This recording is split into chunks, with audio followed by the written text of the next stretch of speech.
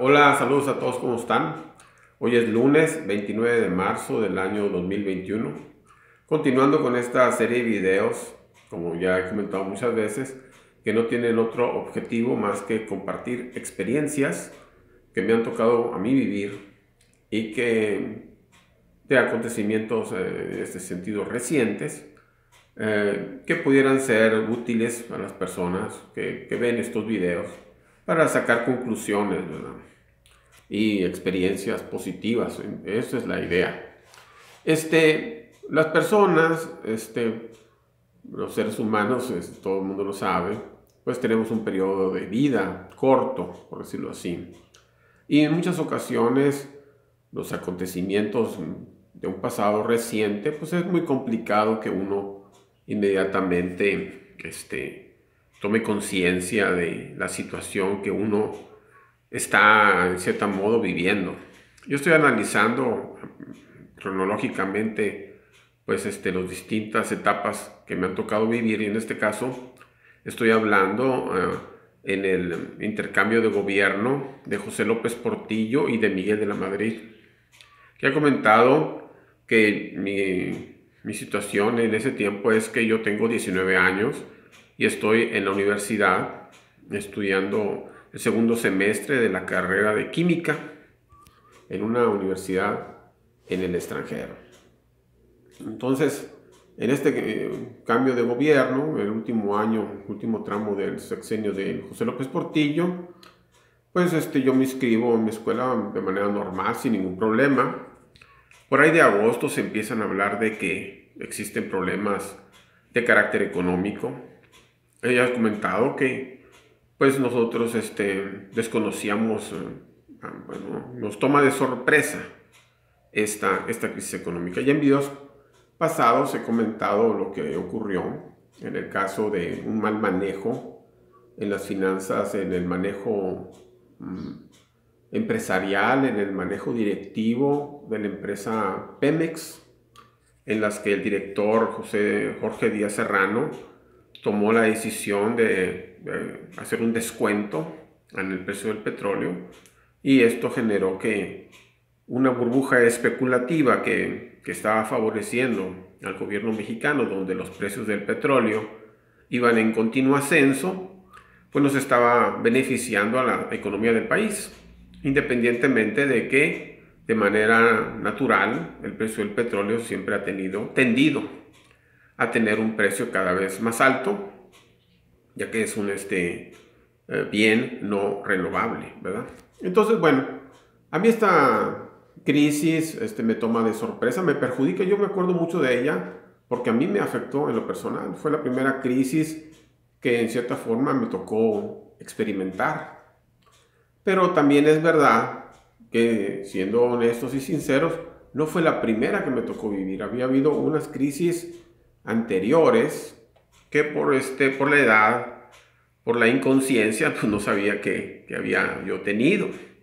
Estas crisis habían sido manejadas y absorbidas por mi papá. Entonces yo como niño, pues yo, niño, adolescente y así, pues no, ni cuenta me había dado de esas crisis, ¿verdad? Entonces la idea en este caso, por ejemplo, este video es tratar de concientizar a las personas en lo que se puede, ¿verdad? Si quieren también, porque ocurre que muchas veces a uno le quieren decir las cosas y uno se niega a escucharlas, ¿verdad? O no tiene ocasión de que alguien se las comunique.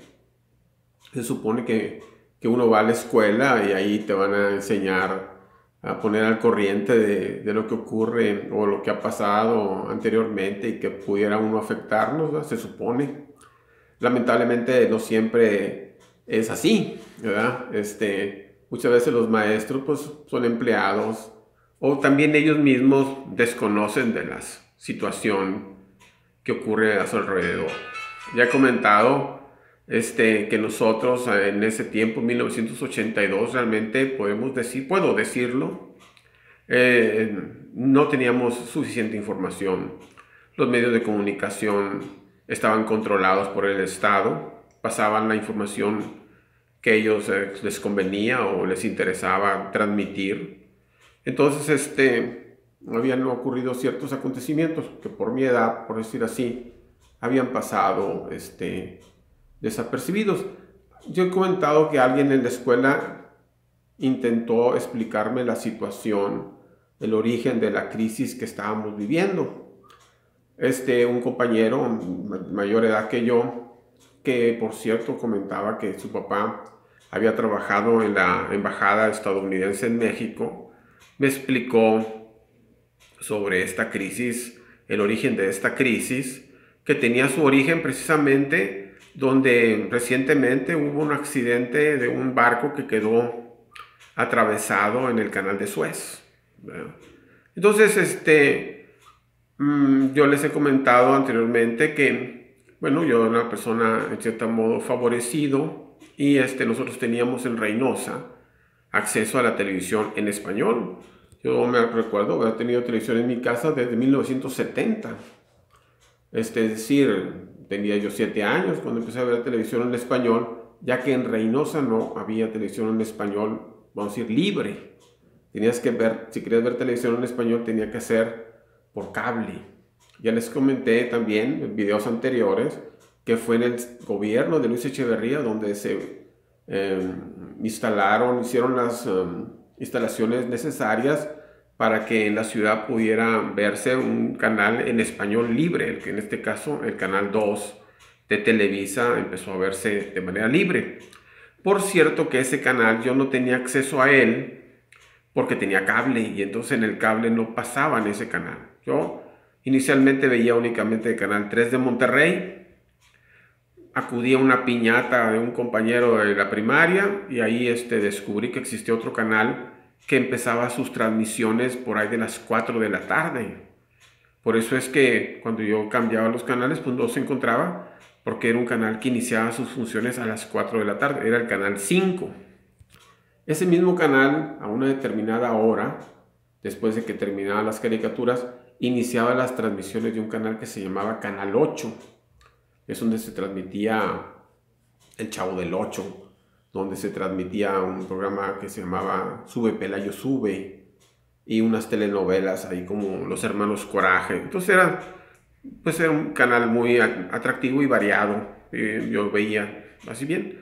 Un día desapareció súbitamente y empezaron a transmitirse posteriormente el Canal 2.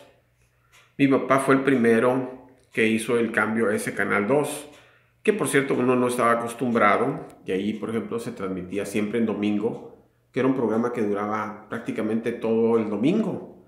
Terminando la transmisión del partido de fútbol, como a las 3 de la tarde empezaba su transmisión y terminaba hasta muy noche. Entonces empezó a ver ese canal y posteriormente las noticias.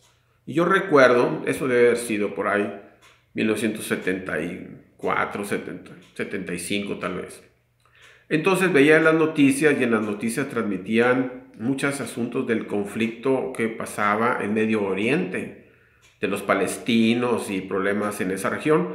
Inclusive había en las noticias de Jacob Zabludovsky 24 horas, había 2 corresponsales que daban su versión de los acontecimientos de esa región. Sin embargo, yo no entendía cuál era el problema, cuál era la importancia de esas noticias. A mí, ¿por qué prácticamente el noticiero más importante tomaba noticias básicamente del extranjero, de lo que ocurría en Israel, de lo que ocurría en el Vaticano, de lo que ocurría en España, y prácticamente las noticias locales solamente se dedicaban a narrar las actividades del presidente de la República? Era todo lo que transmitían en los noticieros de televisión, pero no daban ninguna explicación adicional. Es decir, mencionaban mucho los asuntos de aquella región en Israel, en Palestina, en Siria, pero no decían, pero ¿por qué? Entonces, yo estoy hablando de los conflictos que ocurrieron en ese canal. Yo no sabía que tuvieran tanta importancia en relación a estas crisis que he comentado, que yo había sufrido sin tener conciencia de ellas. Por ejemplo, ya posteriormente, con el paso de los años, he sacado relación que como en el caso, por ejemplo, de mi familia, Mi familia, mi papá, por ejemplo, lo contrataban y lo desocupaban de su trabajo relacionado con el petróleo según las crisis que ocurrían en esa región. Entonces, como les comento, y esa es la experiencia o lo que yo considero importante, por ejemplo, de estos videos, es poner atención que hay muchas cosas que ocurren cuando uno todavía pues, no ha nacido o cuando está en proceso de formación o crecimiento. Hay mucha información que uno le afecta y que es necesario que alguien pues más o menos te oriente y te ponga al corriente de las cosas, ¿verdad? Estamos hablando de que me entero de todas las cosas que han ocurrido alrededor de ese canal o con respecto a la construcción de ese canal que iniciaron desde 1856. Se inaugura en 1869, 66. Entonces tardaron 10 años en construirlo. No sé si 59 al 69 o así, o 56 al 66. Tardan 10 años en construirlo, lo construyen los franceses. Hay que tomar en referencia qué ocurría en México en esos años. Estamos hablando que viene siendo es la intervención francesa. Está Maximiliano aquí como ocupando el cargo de emperador en México. Tiene también el interés en hacer una ruta marítima que cruce lo que ahora se conoce como el Istmo de Tehuantepec. Es decir, estamos hablando de que la relación de la construcción del Canal de Suez con relación a la intervención francesa en México para tener una referencia histórica obviamente que los gobernantes de aquel tiempo estaban enterados de estas acciones, ¿verdad? Entonces el Canal de Suez empieza su funcionamiento en 1869. Entonces, en 1956 estalla un conflicto bélico. Surge un presidente en Egipto. Este presidente que se llama Gamal Abdel Nasser intenta tomar el gobierno. Resulta que el Canal de Suez, que inicialmente era una sociedad entre una empresa francesa y el gobierno egipcio, gobernado por un rey, el rey tiene problemas económicos posteriores y vende sus acciones. Entonces, estas acciones egipcias, que era la mitad del dueño del canal, la compra una empresa inglesa y así de repente el Canal de Suez pasa a manos francesas e inglesas. Estamos hablando de instituciones privadas, no del gobierno. Entonces, cuando toma el gobierno este señor Gamal Abdel Nasser, pues intenta pues, hacer algo a favor de su país, de su pueblo, y pretende construir una presa y busca financiamiento. Entonces, los ingleses consideran que esa presa va a afectar sus intereses que tienen en otras regiones que confluyen con el río y simplemente no le dan el préstamo para construir esa presa que él consideraba que con ella podía mejorar la situación económica de su país. Entonces, por un lado, el Canal de Suez, que pasa por su territorio, no obtenía ningún ingreso, y en cambio cuando quería él conseguir un préstamo para mejorar las condiciones de su país se lo niega. Entonces no le dan opción y ocurre entonces que decide nacionalizar el Canal de Suez y eso lo hace, toma las instalaciones y declara la nacionalización del Canal de Suez, obviamente que indemnizando a los propietarios privados, ¿verdad?, de Francia y de Inglaterra. Estos se inconforman con sus gobiernos y entonces el primer ministro inglés y los gobernantes franceses se ponen de acuerdo, hacen una trama con el gobierno de Israel, que recientemente se había formado, y arman una trama donde supuestamente los israelitas invaden la península del Sinaí. Es una región que está pegada a ese canal, pero por el lado cercano a Israel, invaden y entonces la idea era de que con ese pretexto los gobiernos de Francia y de Inglaterra iban a intervenir supuestamente para poner orden, poner paz en la región, cuando pues, ellos mismos lo habían orquestado, y entonces controlar nuevamente, tomar control nuevamente del canal. Y así lo hacen. Pero les faltó una parte, y es que se les olvidó que estábamos en plena Guerra Fría. Les he comentado que a nosotros nos tocó vivir una parte de la Guerra Fría, la guerra que se da posterior a la Segunda Guerra Mundial. Entonces, no consideraron en su decisión al gobierno de Estados Unidos y al de Rusia, y ni al de China tampoco. Entonces, pues empieza el gobierno egipcio, protesta ante las Naciones Unidas esta intervención, y los norteamericanos también protestan en esta institución. Y no solamente eso, sino los habitantes de Inglaterra y de Francia también empiezan a hacer protestas, de modo tal que el primer ministro inglés, que se llamaba Anthony Eden, es destituido, y el canal vuelve nuevamente al control de Egipto. Eso fue en 1956.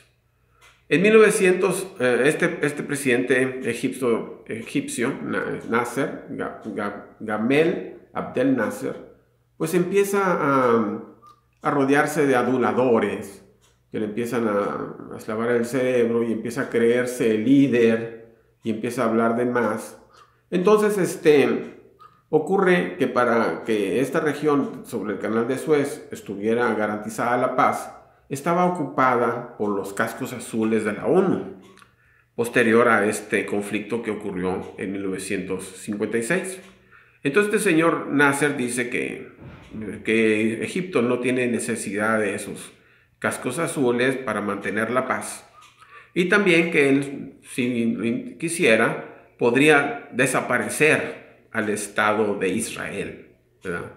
Entonces los judíos se toman esta amenaza muy en serio, y en un momento dado se enteran de que hay una trama, por medio de sus espías se dan cuenta que hay una trama entre el gobierno egipcio, el gobierno de Siria y de Jordania, que se estaban confabulando para atacar y destruir a Israel, porque ellos estaban inconformes desde su fundación en 1948. Entonces Israel toma la decisión de hacer un ataque preventivo, y en un ataque sorpresa destruye prácticamente toda la aviación egipcia, que estaba preparada para el día siguiente atacar a Israel y reforzar a los soldados que poco a poco había estado colocando en el lado del canal que es vecino de Israel. Entonces, a esa guerra se le conoce como la Guerra de los 6 días, ocurre en 1967, es decir, yo tendría 4 años de edad, obviamente que no me di cuenta. Entonces en 1967 se ocurre esta guerra. Israel derrota a estos ejércitos combinados de Egipto, Siria y Jordania, los derrota en 6 días. Y no solamente los derrota, sino que toma partes de su territorio. Entonces Israel toma control de un lado, el lado que está más cercano del canal, y también toma territorios de Siria y de Jordania, territorios que todavía están en disputa al día de hoy, que le llaman las alturas del Golán y Cisjordania. Entonces, eso ocurre en 1967. El canal, por cuestiones de esas batallas, el canal estaba en funcionamiento. Entonces, mientras estaba ocurriendo este conflicto, se estaban transitando barcos por el canal. Entonces, quedan atrapados. Muchos barcos, 14 barcos, 15 barcos quedan atrapados en el canal y bloquean el paso del canal. Este paso del canal queda bloqueado durante 8 años, desde 1967 hasta 1975. Dejaron de transitar barcos por ese canal porque quedaron atrapados, y entonces cuando querían moverse, pues obviamente los egipcios no permitían su paso. Cuando había ocurrido la guerra anterior, en 1956, también habían hecho una acción similar. Los egipcios habían hundido 40 barcos para evitar que pudieran seguir utilizando este paso. Es decir, aquí este señor Gamal Abdel Nasser ya se había dado cuenta, pues obviamente habían transcurrido 100 años de su construcción, se había dado cuenta de la importancia estratégica que tenía este canal, y tenían plenamente conscientes del daño que podían hacer o el poder que les daba de controlar gran parte del comercio internacional del mundo. Entonces, en 1967, con esta guerra de los 6 días, pues a partir de ese tiempo se bloquea el canal, y no está bloqueado durante 8 años, hasta 1975. Yo toda esta historia, obviamente, pues no la desconocía. Es con el paso del tiempo que uno va rascando y encontrando información. Yo les comento que ese compañero intentó explicarme esta situación. Yo realmente estaba completamente sorprendido. Nadie me lo había platicado en todo ese tiempo, ¿verdad? Entonces, ¿cómo es que se vuelve a entrar en funciones este canal? Entonces, en 1967 está el conflicto de los 6 días, se prolonga durante mucho tiempo, muere este señor Gamal Abdel Nasser y sube al poder Anwar el Sadat, y el primer ministro de Israel es Menachem Begin.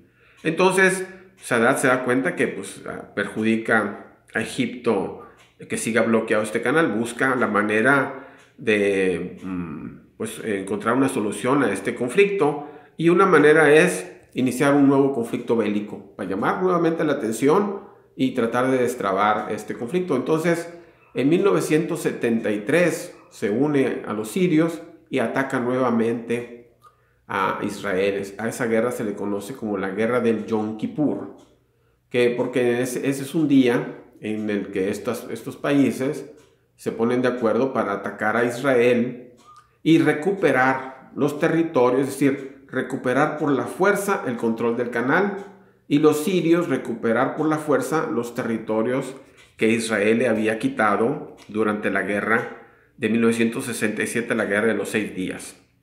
Nuevamente, bueno, Egipto recupera parte de los territorios, ocupa parte de los terrenos, no tiene la misma suerte Siria. Y bueno, voy a seguir platicando al final de esta historia en un siguiente video, porque no quiero que se prolongue por más tiempo, pero es un ejemplo de la importancia que tiene el que, bueno, uno tiene esa responsabilidad de transmitir a las nuevas generaciones y ponerlos al corriente de los acontecimientos que nos afectan, ¿verdad?, en nuestra economía. Como yo lo que veo es que yo, aunque dicen que fue la primera crisis económica que yo viví y que antes México había vivido con mucho crecimiento y sin crisis económicas, yo veo que eso es completamente falso. En realidad, las crisis económicas son más frecuentes de los que uno cree, y tiene uno que estar preparado para solucionarlas. Bueno, en el siguiente video hablaré de cómo se concluye este episodio, y seguiremos hablando hacia adelante de lo que ha ocurrido a partir de 1982 a nuestros días. Bueno, saludos a todos, espero que esta información les sea útil en la toma de sus decisiones. En el siguiente video, bye.